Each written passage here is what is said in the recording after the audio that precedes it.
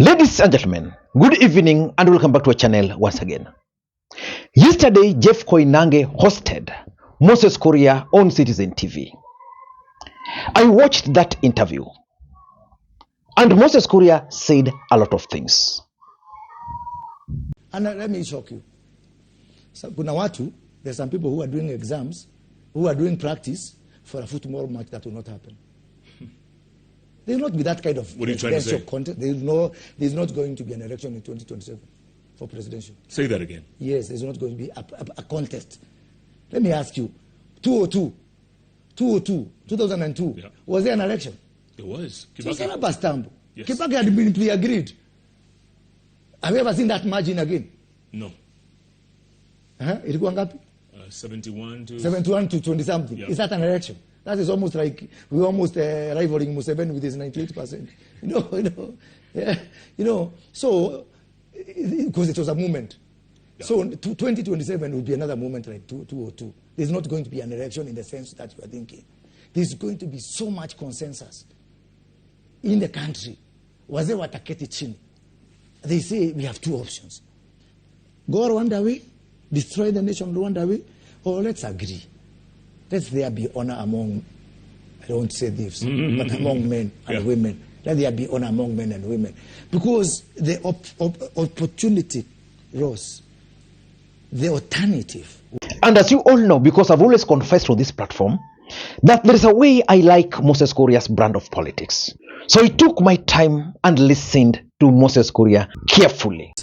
When you hear voices out there saying, what is it, one term, or is it kumi bila what? Kumi bila break. Yeah, so, kumi bila break. Again, the unfortunate thing between one term, people are jobless. Can you imagine? The kumi bila break, people have got a job. Yeah? Yeah. So is a match of, I don't know what, it's a lunatic express. It's a lunatic express. Yeah? And again, sometimes I wonder, if this is one term, so you make then the best use of that one term. Assume it's one term, no problem. What's the problem? See, why did we put in our constitution there's going to be an election every 5 years? Yeah? What's the most dreadful thing about one term? But the question is, what did we do with that one term? Atakaman one term. What did we do with it? It's not refundable. We are the one who created that one term. I'll continue milking the one term for the benefit of Kenyans until the last moment of that one term. Yeah? Because this government is not for William Ruto. This government is for the people of Kenya. But this part which is going to form the basis of this analysis. Moses Kuria predicted that Rigathi Gachagua's wave in the mountain is actually going to fade away before 2027 general election. I want to agree with Moses Kuria partially, but disagree with him on the timelines. Because one thing I know is that Rigathi Gachagua is going to be a major political factor in 2027. His political party in the mountain is definitely going to sweep the mountain. Rigathi Gachagua is going to lock William Ruto out of Mount Kenya. But Rigathi Gachagua's wave is actually going to fade after the next election. Because let's face it, Rigathi Gachagua is very popular as we speak. Because he's playing populist politics. Number two, it's also possible that Rigathi Gachagua can actually sustain the anti-William Ruto's narrative until after 2027. Because other factors are also aiding him. For example, William Ruto's own mistakes. The fact that William Ruto, for example, let me just be honest. Why do you think William Ruto decided to remove Moses Kuria from the cabinet and appoint the former governor for Kiambu, Kabogo? Because I believe that Moses Kuria is more experienced politically. And Moses Kuria is the one who can manage Rigathi Gachagua in the mountain. He did this with Uhuru Kenyatta. So Rigathi can actually sustain this until the next election. And it's also very important. And the last fact is that Rigathi Gachagua can only feed after the next general election. In this video, I want to reveal to you guys why personally I strongly believe that Rigathi Gachagua is going to give William Ruto serious political problems. He can actually manage to kick William Ruto out of the presidency. But after that, that will mark the end of Rigathi Gachagua. Before I explain to you guys why, in case you're watching this channel for the first time, please take a second or two, click the subscribe button so that next time we produce a video like this, YouTube will automatically notify you. And to the subscribers, I want to continue thanking you guys for your continued support. Because without that support, this channel cannot be where it is. Ladies and gentlemen, without any further ado, allow me to dive in. You think he's going to be the kingmaker? Oh, he wants to be king. He wants to be king. One, he wants to be king. He does not want to be kingmaker. Jeff, I have received calls from some of those people who want to be president. They are my friends. Those who are with him. One man, I will not name him now. He called me a month ago. You have to save me. Why? Mtu yenu, he is blackmailing me every day. And aniwekelea mbonoko. Yeah? So, that coalition, it is going to be, it will not last. Take it from me. The true colors again will come out the same way we knew. That's why, for me, I cannot be excited. Yeah, without CGV, what CGV name is Itungati, CGV, whatever. Because I know how it will end up. The people who now are where the Rigathi Gachagua is having problems most in Mount Kenya is Nyeri County. Why? Because other people can be excited, but Nyeri people know him. Yeah? That's your fight people, whatever. So this is exactly what will happen here. All of them, they will go realizing, and by the way, before you ask for a job, I should ask you for CV of your last job. So because now people are saying, you come with a referral from your past job. Because people are saying, this man is going to make me president. Halafu, 1 year down the line, 2 years down the line. Before we had a stigma as a community that our community cannot vote for another person. Correct. Now we are acquiring another one. Even if they vote for you, down the line up 1 year, 2 year maximum. I think I am very sad for my community because this branding will stick. And by the way, my friend Jeff, I travel a lot. I travel around the country. I talk to people. Nowadays, people are looking at me. You just go somewhere, people are looking suspiciously. I go to Nyanza, I go to Western, I go to wherever, and I find So that's what I am calling the era of judgment of this man. He made the wrong judgment about forming a party. He made the wrong judgment, that went for elections without, safeguards. He's made the right decision. He made the wrong decision, to alienate fellow leaders. He made another wrong turn by leaving others, inviting others, please come and occupy. Come, please, I beg you, come and eat our cake. That's what he did. By the unfortunate things that made him not to be deputy president anymore. That's what he did. And then the people happily say, okay, we're going to wash our hands. It's lunch time. Lunch is served. Thank you, Mr. Gachagua.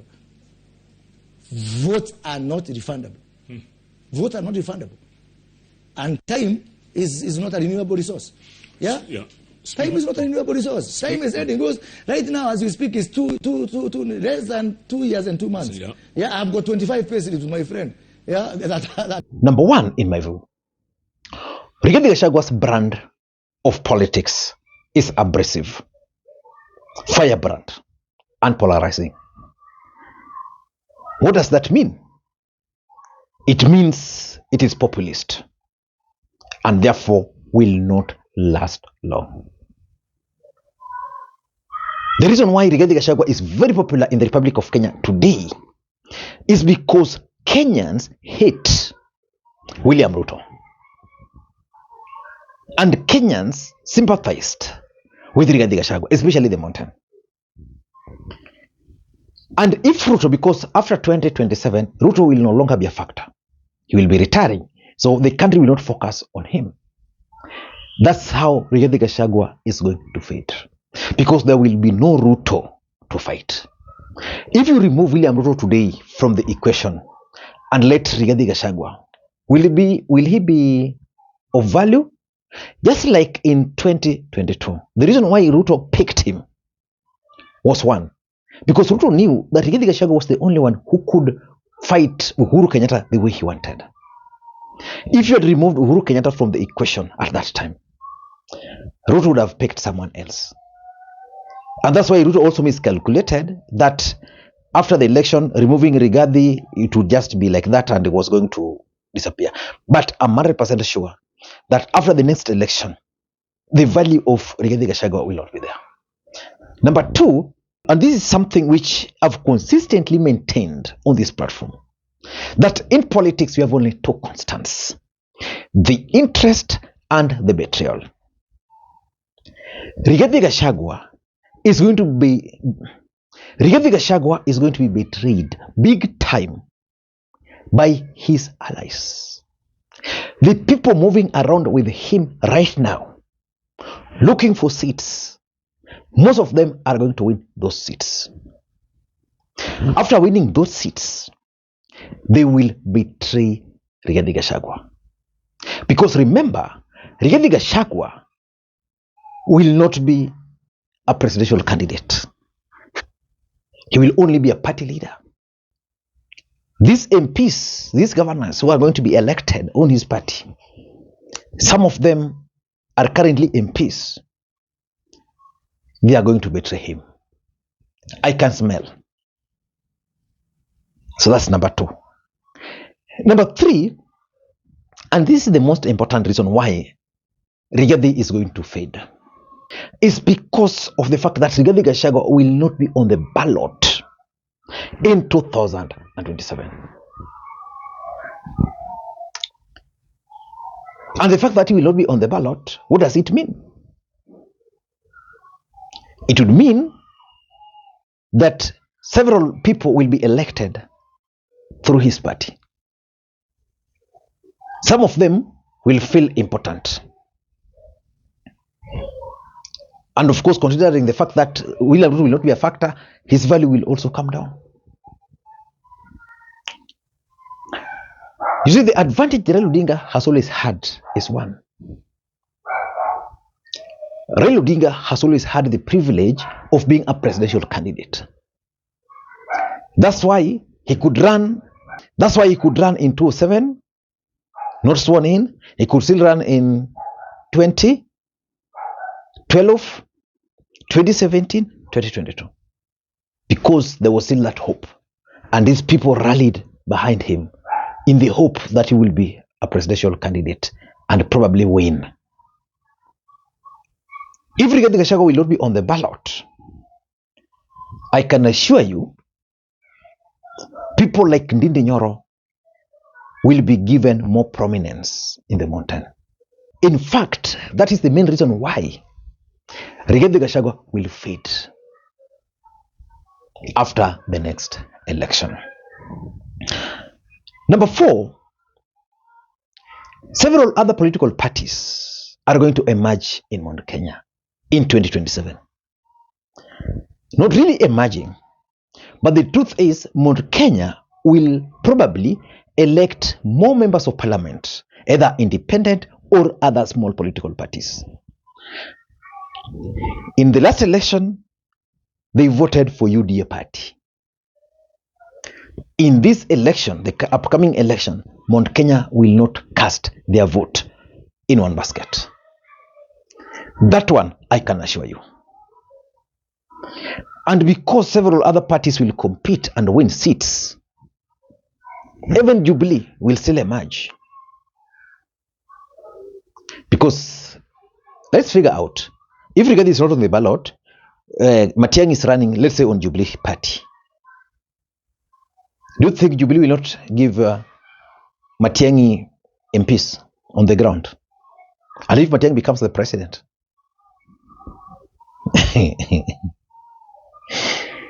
And lastly, is post-William Ruto's politics. This is something I keep on telling people. In fact, I was even telling someone, you see, Ongondowere was eliminated in Kasipul, and one of his main opponents, called Aroko, was arrested. He's still going to vie. I was telling someone that as long as Ongondo is not there, Aroko cannot win the seat. But if Ongondo was alive, Aroko would easily win. Why? Because the people who feared Ongondo in Kasipul were able to rally around Aroko. Now with Ongondo out of the equation, Aroko will not have a platform. That's exactly what is going to happen to Rigathi Gachagua. Rigathi Gachagua is valuable as long as we have William Ruto as a factor. As a factor. If William Ruto is not a factor, he will not be important.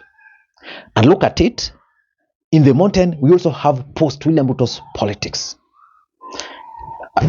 We are making assumptions that William Ruto is going to win. And if he is to win, in 2027, moving forward, he will not be contesting. So other leaders are going to emerge. Even if William Ruto will not be there, then in the mountain, they'll have their own succession politics. More people will emerge. Moses Kuria will emerge. Ndindi Nyoro will emerge.